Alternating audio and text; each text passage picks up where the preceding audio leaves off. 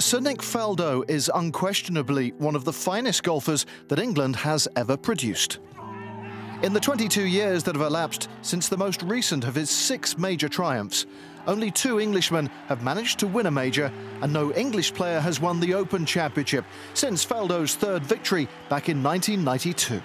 When his powers began to fade, he became aware of a fault in the English production line and decided to take action with his Faldo series aimed at producing young golfers.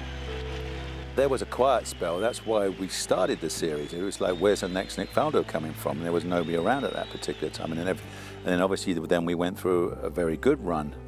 You know, we get Lee Westwood comes along and Justin Rose and Paul Casey, and then Poulter comes along. For a small little country, you know, we love our golf, and we've generated some pretty good golfers. The Englishman catching the eye more than any other at present is reigning Race to Dubai champion Tommy Fleetwood. What a performance. Europe's #1. And my goodness, he's played like it this week. 66, 68, 67 and a 65 in the toughest conditions of the week. And one particular quality has impressed Sir Nick about Southport's finest.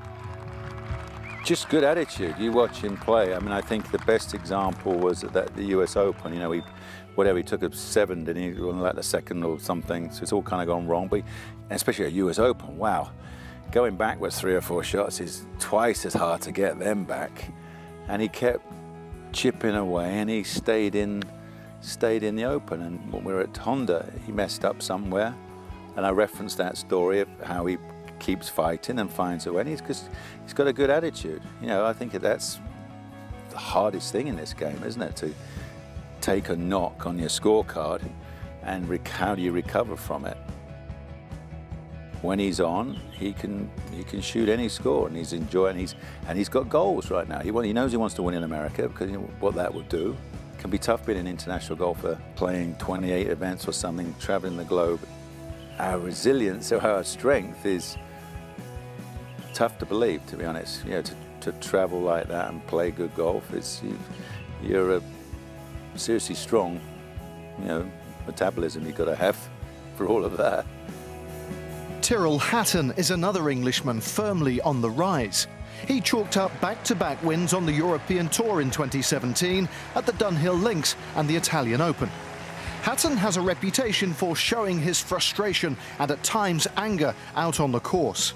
But his passionate displays have produced some impressive results.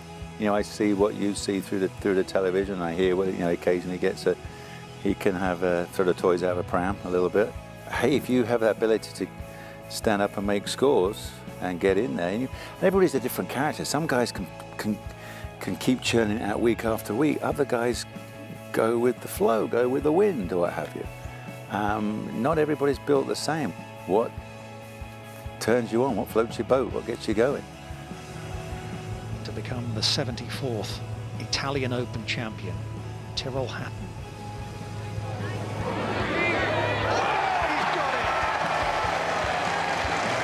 What a finish!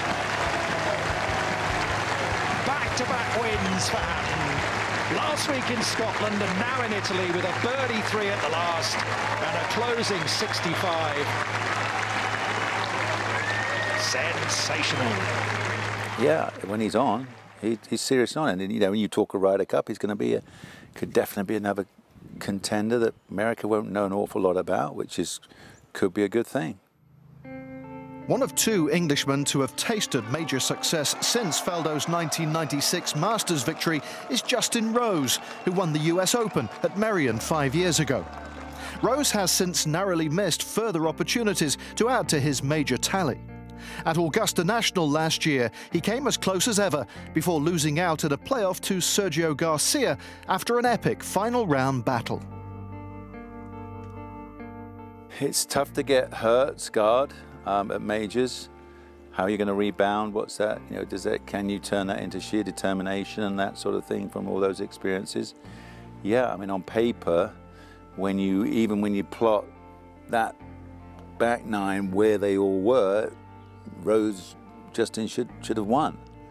But it didn't quite happen. It was, you know, the odd key you know, the 3-putt on 13, and he missed the bowl at 14 where you only had to get it close, and it gathered on that, and Sergio it did, and Justin stayed up top on the hill, so even with a wedge, so that was kind of like a, but then he holed the putt on 16, and Sergio had a brutal hard left to right, and then 17 he's got this, and you know, he popped that in, it's all a different story, but he didn't.